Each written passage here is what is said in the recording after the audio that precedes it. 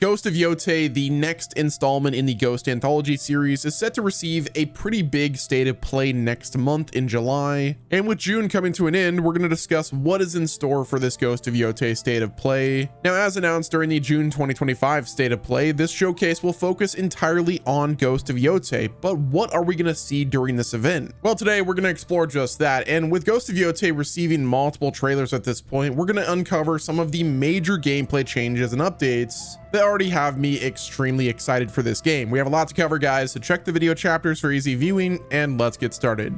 All right, so jumping into the state of play itself, Ghost of Tsushima actually had a state of play back in May of 2020 that if we actually look at what that state of play covered, it can kind of give us an idea of what we can expect to see for the Ghost of Yotei state of play. Now, back with Ghost of Tsushima, the state of play that we received for that game covered multiple different topics. The first one being exploration, where we got to see a showcase of the open world setting of Tsushima. This is what really set the stage for the entire game. Like, once I saw the open world, I was awestruck. Now, the next thing that they talked about during that state of play was the combat mechanics. They gave us a detailed breakdown of both the samurai or the honorable combat, and then the ghost, which is the stealth-based approach. The showcase also went into detail regarding the horseback riding, the grappling hook, and other environmental and gameplay interactions. Now, they also went into detail regarding customization and progression. They gave us insights into armor sets, skill trees, charms, and of course they teased the story, and then they showed off the Kurosawa mode and the Japanese voice track option. So if we take what that state of play was, Ghost of Yotei has a lot more explaining to do. Like, this game still has so much mystery involved with it. Like, we know that we're gonna get a gameplay reveal, obviously. Like, that's one thing that we've barely gotten. Like, we've had like small snippets, but nothing really to like sink our teeth in. The PlayStation blog has confirmed, though, that the state of play will give us an extended look at new gameplay and the evolved gameplay mechanics. We should also expect to see exploration details, combat, and more. Now, just like we got to see a bit of Jin's abilities in the first state of play for Ghost of Tsushima, we can also expect to see Atsu's abilities showcased. Obviously, she is the ghost, and the ghost will have a unique style, different abilities that only she has access to. Obviously, they're going to cover some of the new weapons, which we actually already have confirmation of new weapons, so we'll talk about that in just a bit, but the weapons are definitely going to be a highlight, especially now that we have firearms. The Tanegashima will be featured in the game, which is basically just a flintlock. Now, in the state of play, I'm guessing we will see how the non-linear open world is going to work. This game features a non-linear story. Basically, what that means is you're able to approach certain objectives in various orders. So if you recently played Assassin's Creed Shadows, it will be similar to that, but Atsu will be targeting the Onryo's list, or the Ghosts list. The Yotei 6 is what they're called. So I'm guessing that the showcase will demonstrate how exploration ties into progression. With the game being non-linear, I'm guessing you could probably just go up to certain areas and just like walk and find things out, stumbling upon narrative-driven side quests or even main quests. The more I hear about the non-linear story of Ghost of Yotei, the more I compare it to Breath of the Wild, which, if you guys have ever played that game, you know the Breath of the Wild features a non-linear story. So essentially, as soon as you leave the Great Plateau, which is the tutorial section of the game, like as soon as you leave that, you can go straight to Hyrule Castle and defeat,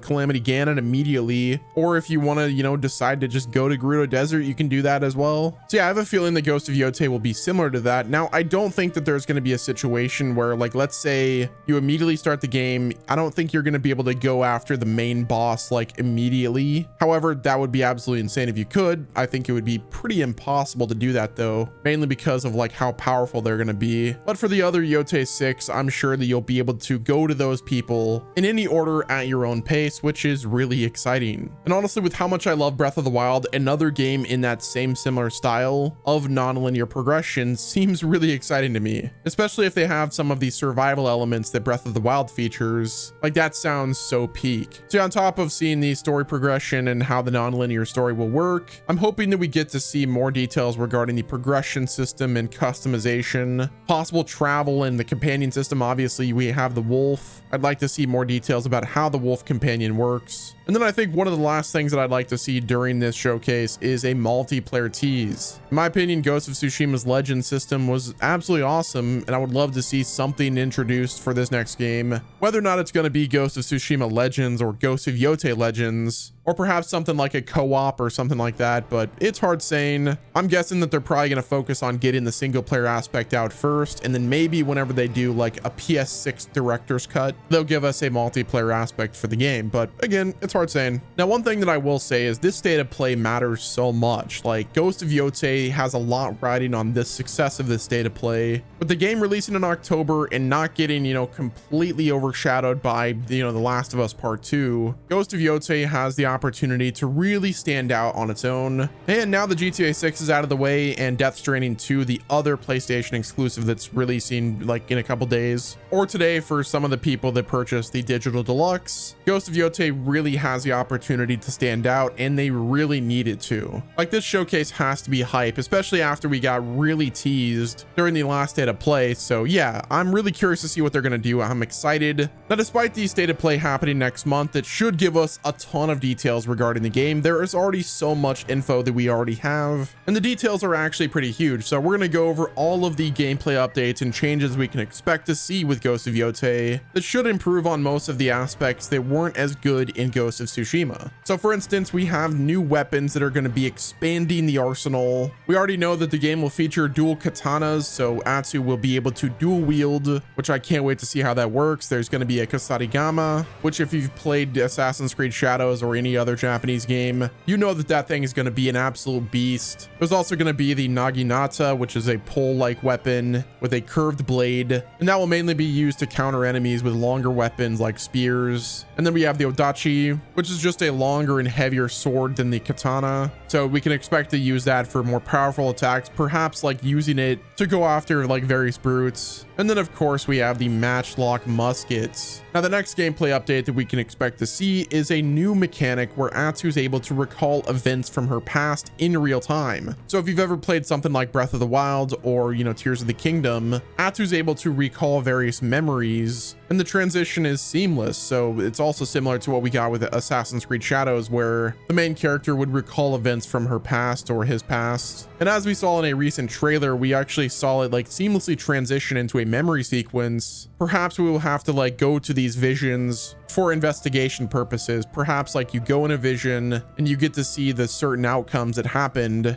during the vision, and then perhaps recall certain things that allow you to progress the story. So like, let's say you go into one of the memories and then you see like a piece of paper that says something, then that can give you a clue to the greater story or greater investigation that you're trying to solve. Obviously, Atsu is a bounty hunter almost, and she will be hunting down the Yotei 6. So that means that there will be some investigation that has to be done. So I think these memory sequences are just that. Recall specific memories by, you know, visiting those memories and learning about the past so she can use it in the present time. Now, another thing that I think has insane implications on the entirety of the game is a campfire mechanic. So we've known about this for a bit. Sucker Punch actually confirmed that players are able to build campfires in Ghost of Yotei's open world, and it's used to sleep, which is a feature that has sparked my curiosity like pretty heavily. So in Breath of the Wild, you could use the campfire to sleep, set the time to day. But for Ghost of Yotei, I think the implications are a lot heavier. I think, for instance, perhaps you have to set a campfire to not only like sleep and change the time of day, but also it could potentially affect the health and stamina system. Maybe if you've like so exhausted you have to sleep,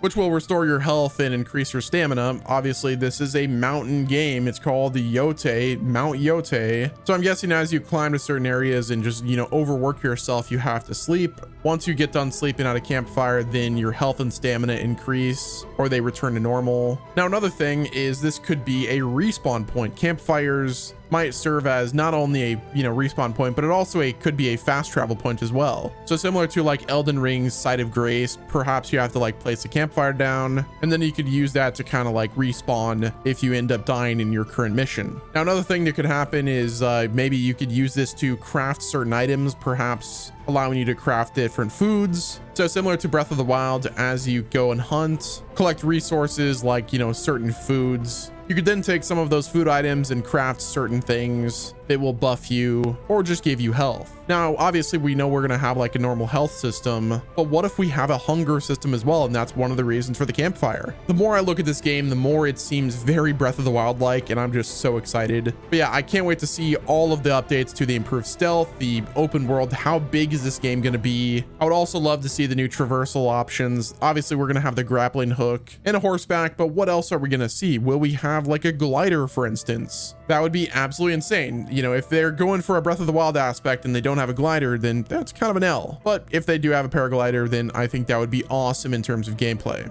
But yeah, guys, that's going to wrap it up with this video. Let me know what your thoughts are down in the comment section. Are you excited for Ghost of Yotei? What features do you guys want to see? Do you want the game to be more like Ghost of Tsushima or like a mix between Ghost of Tsushima and Breath of the Wild? Hit the like button if you enjoyed the video, subscribe with your notifications turned on, and until next time, this has been Wes, and I'll talk to you guys in the next video.